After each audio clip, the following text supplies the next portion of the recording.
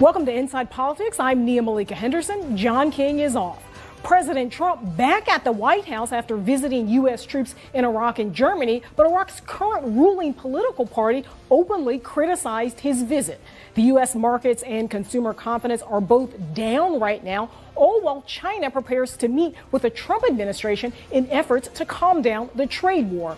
And it's day 6 of the government shutdown. Here's a status update from Republican Senator Bill Cassidy.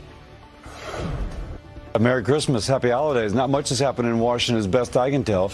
Ultimately, the president needs to sign a bill. Schumer needs to give 10 votes for it to pass in the Senate. You're asking me, will Schumer move? I don't know that. I don't know his mind. Should he move? Absolutely. It won't be nearly as far as where he's been before, and I think it would be good for our country.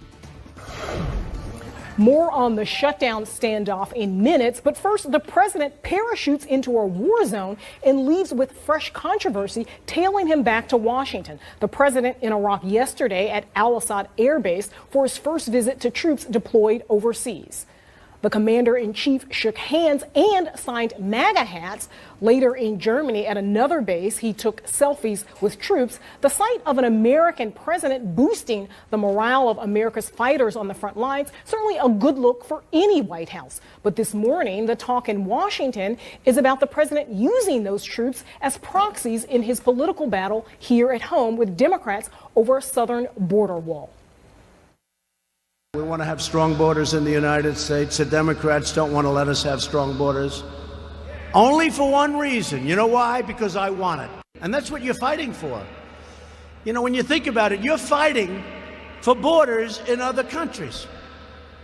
And they don't want to fight the Democrats for the border of our country.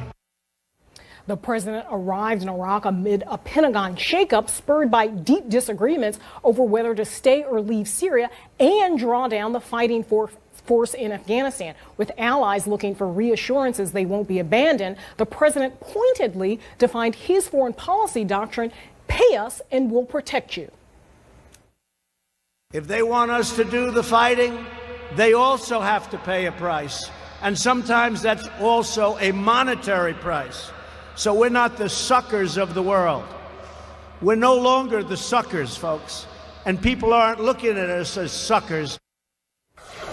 CNN's Barbara Starr is at the Pentagon. Barbara, thanks for joining us. We know that this president has obviously been criticized for not visiting troops overseas. He's finally done that. So how is this trip and the president's comments playing with the Pentagon? Well, look, I think Pentagon officials are very happy that the president made the trip. He, at the holiday time, took the time finally to go visit troops. It's good news for the troops. It's good news for military families. The deeper question, of course, is Mr. Trump's political statements in front of a military audience, because the U.S. military is not a political organization. It serves the country. It serves the American people. They have seen the president do this before. You get, the big sigh, the slump of the shoulders. He's doing it again. I think his statement there about the U.S. being suckers, it's pretty interesting that he would make that in front of U.S. troops, many who are veterans of multiple combat deployments, many of whose families have sacrificed greatly. I'm not sure they see themselves as suckers. They are volunteers in the U.S. military, volunteering to defend the country. So his choice of words may be a bit awkward in front of a military audience, Nia. Barbara Starr, thanks for that report. Here with me to share their reporting and their insights, we've got Shannon Pettypiece with Bloomberg, Michael Shear with the New York Times, CNN's Elise Labott, and CNN's Phil Mattingly. We'll just start with this trip, Shannon, and I want to go to you on this. It couldn't have come as a surprise to this White House that the president turned what would normally, for most presidents, just be a speech into almost a political rally. Well, I mean, it's sort of been his hallmark since the very beginning of his presidency. As Barbara mentioned, you remember when he visited the CIA and in front of the wall of stars took the opportunity to brag about his electoral victory. I mean, this is sort of his operating procedure. Everything comes back to him, is about him. He took the opportunity to talk about all the great equipment that he acts like he personally has supplied to the military. Once again, bringing politics into this, never missing an opportunity to attack Nancy Pelosi. He knows the cameras are on, and I think he sees it not just as talking to an audience of troops or talking to an audience of intelligence officials, but talking to the camera and talking to a domestic audience. Right, and talking to his base particularly, because that's what he likes to do, obviously. The president also talked about Syria. Here is how he described the decision to pull out of Syria. I said, let's get out. And they said, sir, could we have 6 more months? I said, yep, you got 6 more months. And then they said again recently, could we have more time? I said, nope, you can't have any more time. You got enough time. We've knocked them out. We've knocked them silly. Michael, obviously some disagreement there. The president's assessment of where ISIS is versus where military leaders are in terms of where ISIS is. Well, and I thought what was interesting about that explanation was I think the president was trying to go to pains to portray the decision to pull out of Syria as a kind of deliberative one in which there was a long and lengthy kind of back and forth between the military officials and the president. And ultimately, he's the president. He's the commander-in-chief. He has the ability to do this. I think what our reporting has shown, both here at CNN and in the Times and other organizations, is that it was anything but deliberative, and that he was going he pulled out not after a kind of process that would have led to a rational conclusion, but rather just as a kind of gut instinct that really did set off the military, allies, lawmakers, everybody, and obviously led to Mattis's resignation as well. So I think that what struck me was the way in which he was trying to cast it in a way that perhaps isn't accurate. And Elise, he also seemed to suggest that they could stay, Americans would stay in Iraq, and if there needed to be any sort of fighting in Syria or attacks in Syria on ISIS, that Iraq would be a fine place for the troops to be. I just think he doesn't really understand the situation with ISIS or the situation in Iraq, because he's sitting in a place where ISIS really originated, on that border between Syria and Iraq. The Iraqi government is still in kind of shambles. They haven't been seated yet after being elected in May. They haven't formed a government yet. And it's not just as easy as launching an attack from Iraq into Syria and to ISIS. If ISIS is allowed to reconstitute in Syria, you have a vacuum in Iraq that could certainly see an ISIS reconstitute, or even something more dangerous. I think the thing that we've been talking about here is that when the commander-in-chief goes to talk to the troops for this holiday, it really is important, as Barbara said, and a boost to the military. But it's also about the awesome weight of being the commander-in-chief, being the commander of all of these troops out there, and the sacrifices that they're making for American democracy, to defend American liberty, but also to help allies around the world. And I think in his political message, it didn't reflect the weight of the office of commander. And at least one Democrat criticized the president for what he said to troops there. This president is kind of a one-speed president. He only knows one thing, and that's basically holding these types of political rallies. And unfortunately, that's what we saw yesterday there in Iraq. And what's your sense, Phil? Obviously, he's a Democrat. He has a criticism for the president. How do Republicans feel about this trip? Well, look, I think broadly they agree on the assessment that they would like these not to become political rallies. I think that's, but I would also note that, and this should be bipartisan, and everything should be prefaced with the fact that he was there, and that matters. It matters to troops that are deployed. It matters to their families, just like USO tours matter. Just as anybody paying attention to people that are deployed, particularly when the country on its face seems to forget that there are multiple wars going on, that we have troops deployed in various places throughout the country, all of whom are inside danger zones. And so the fact he was there matters. The fact he went matters. I want to just jump off Elise's point, because I think this is actually a really interesting one. And it's both his decision to pull out of Syria and we can just pop back in and do airstrikes if we want to. What that seems to miss is kind of the geopolitical overtones of what leaving Syria means, what creating the vacuum, not that just ISIS could fill, but what it means for Iran, what it means for Bashar al-Assad, what it means for Russia, but also inside Iraq. And you hit on the stability issue here. This is not Haider al-Abadi is is not the prime minister anymore. The willingness to have U.S. troops in Iraq is not the same that it used to be, given the structure of the government, given the current makeup of parliament whenever it decides to come to play, and given the current prime minister. And I think as long as those things are still very much in flux and very much kind of open to question, that's where there's potential problems. And the president had a phone call with the prime minister. There was no meeting. There was some sort of back and forth about why that meeting didn't happen, Elise. Well, the Iraqis are saying it's a difference of point of view over the trip itself. The Iraqis are saying that the president gave them very little notice. Supposedly, that's probably because they didn't want any leaks about the trip, which often happens. The security of the president is very important. The White House, said that there wasn't enough time. There's all different reasons. But, they did talk. This is a government that, being close to the U.S. president, isn't necessarily an asset. And as Phil said, you have Muqtada al-Sadr, that fiery cleric who had the #1 votes in parliament. He's someone who wanted U.S. troops out long ago. And so the appearance of an Iraqi prime minister coming to a base to meet with a U.S. president, not a very popular idea. I must say, though, that President Obama didn't really go to great lengths to go to Iraq and meet with the leaders there either. He kind of kept a little bit of a distance. But it is important to kind of reach out to this new government, especially when we're asking them to stand up more and take on more of the burden of defending themselves. And at some point, apparently, there was an invitation to come to the White House, and maybe that's something that'll happen down the line.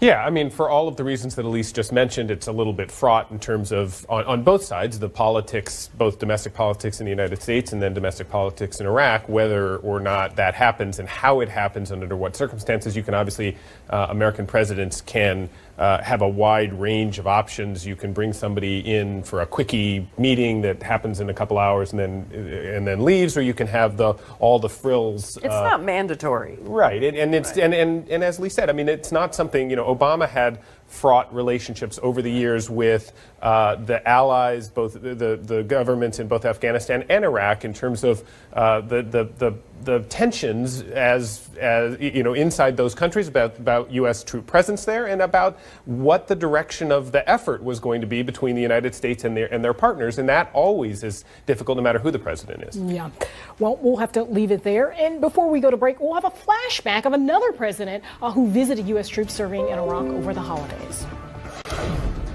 I was just looking for a warm meal somewhere. Thanks for inviting me to dinner.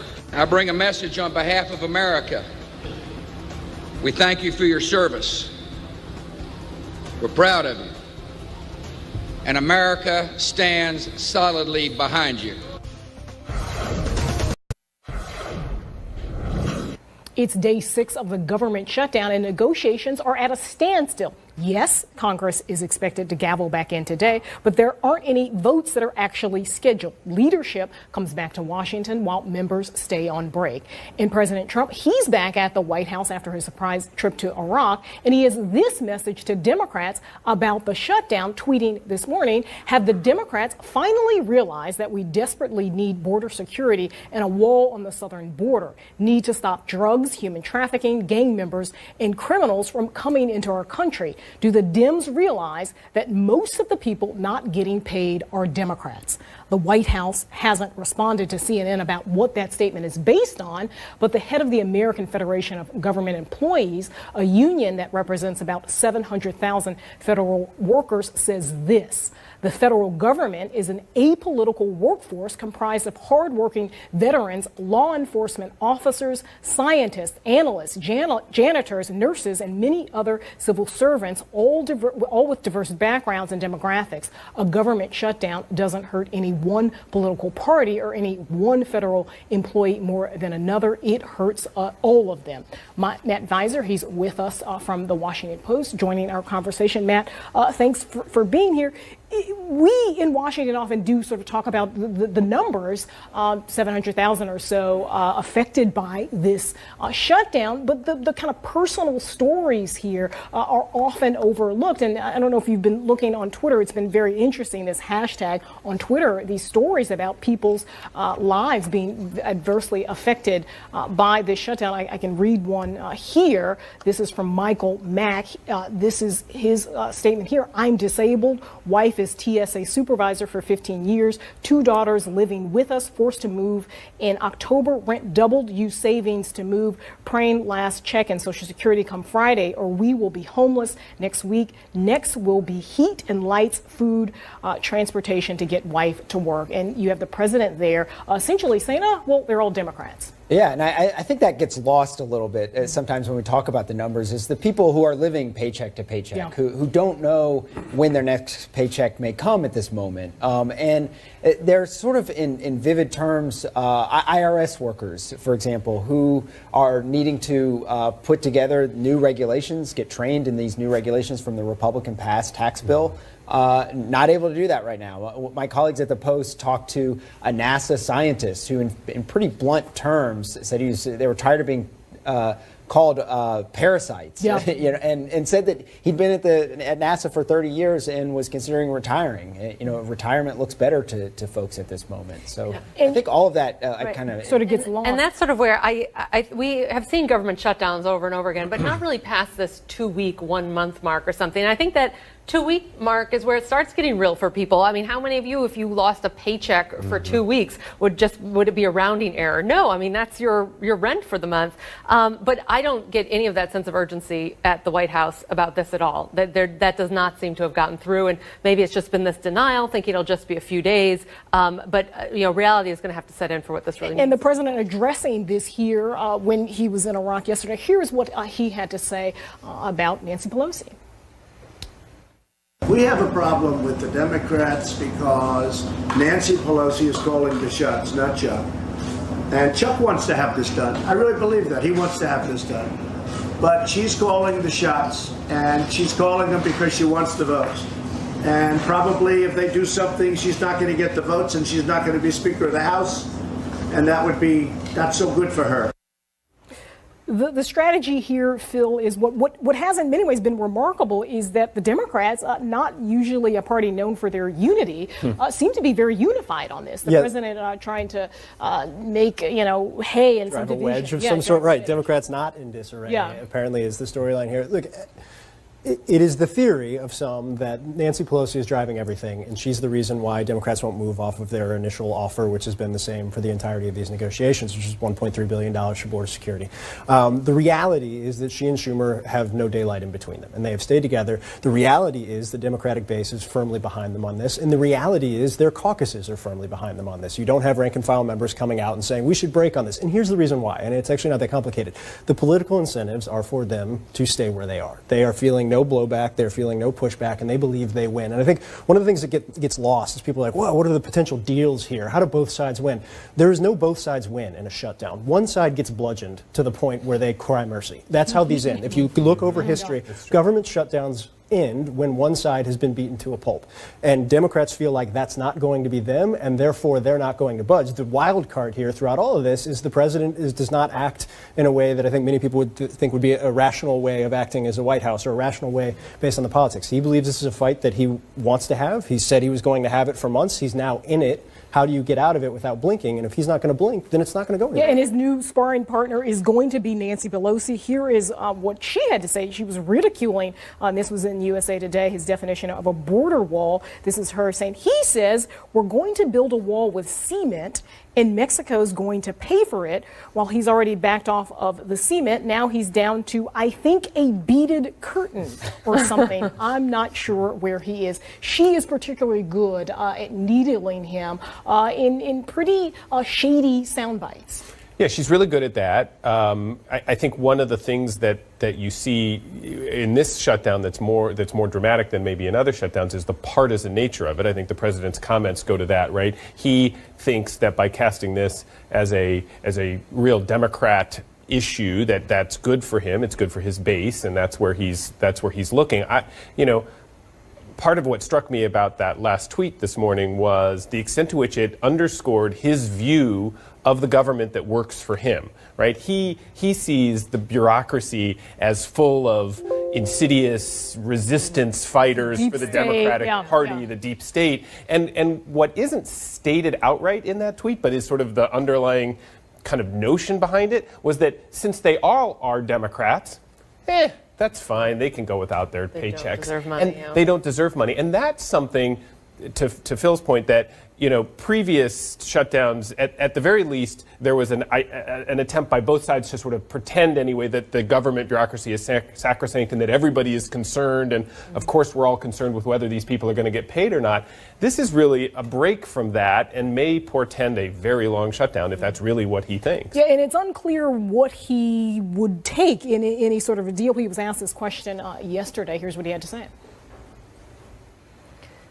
Will you accept $2 billion instead of $5 billion? I'm not going to talk about it now, but I will say this.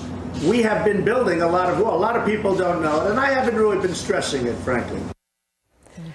Well, I mean, he needs a face-saving move here because obviously it's the who gets bludgeoned to death and the shutdown, to Phil's point, that's who caves first.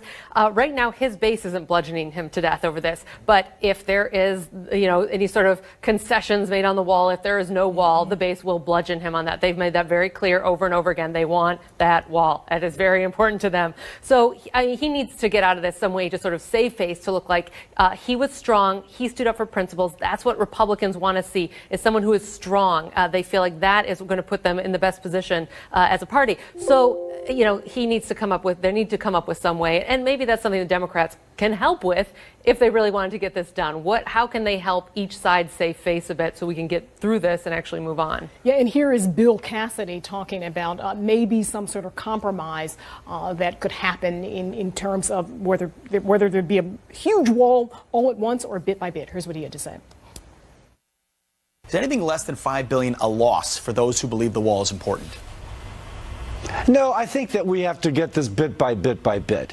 And there's going to be some places, hot spots that we can secure, and next we secure the new hot spot.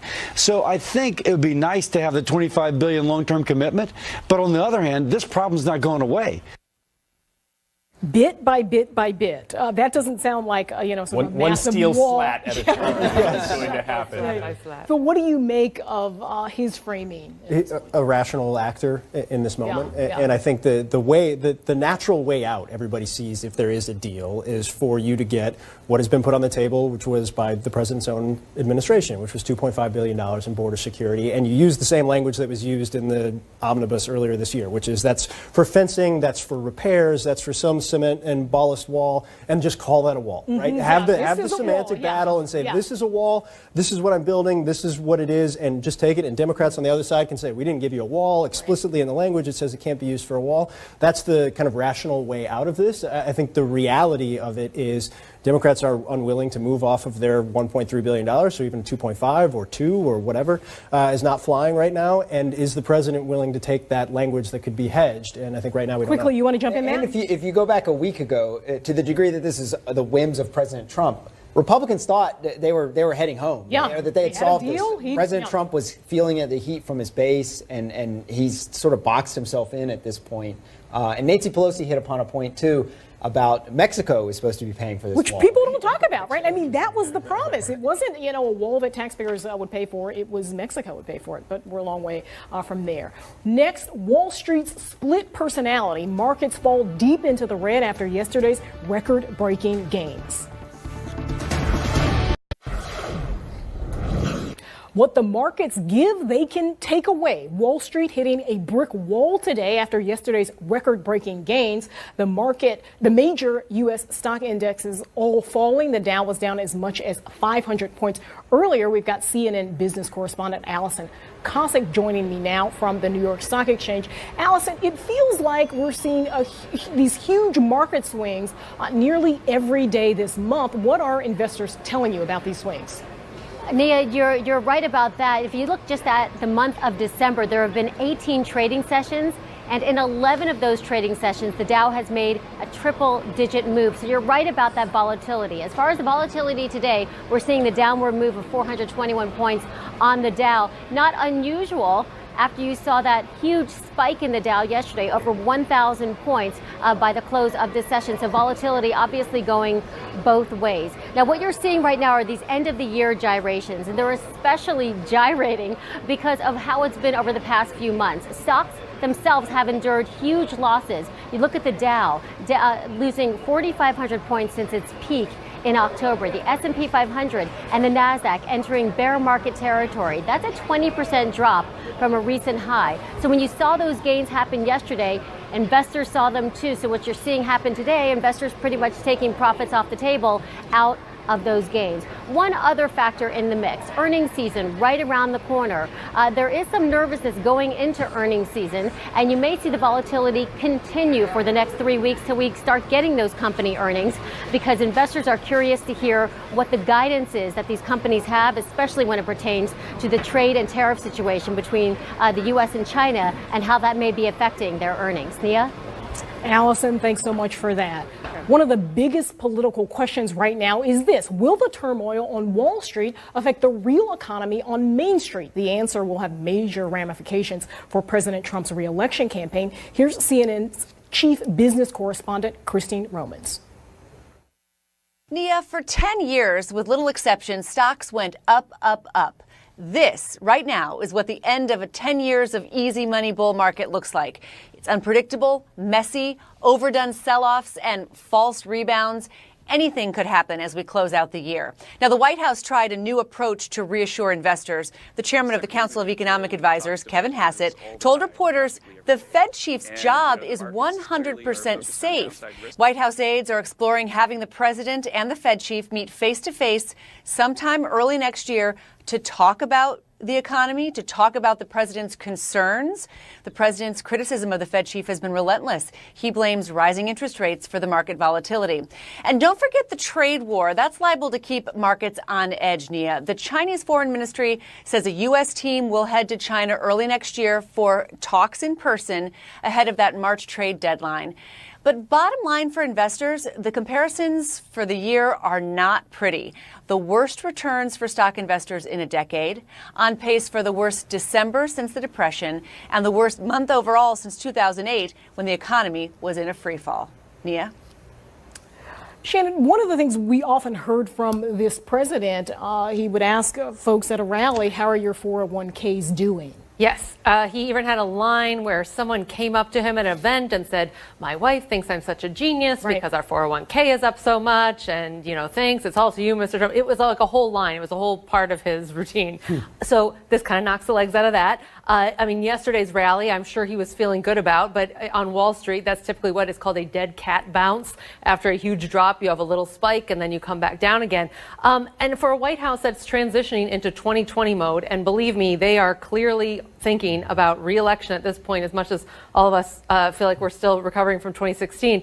This is very much on their mind. The economy is so much of what's holding up his approval rating, and not only his approval rating for the public, but support for members in Congress. And Michael, a coincidence that yesterday when the president wasn't near his phone and tweeting that you did see this, 1,000-point rally right. I mean, in the stock market. Probably had little to do, as your report suggested. There's other factors going on here. Investors are worried about other things than just what comes out of Trump's Twitter. But it was kind of funny that as he left the country and was in the air and wasn't tweeting, everything went up, and then he came back and everything's back down again.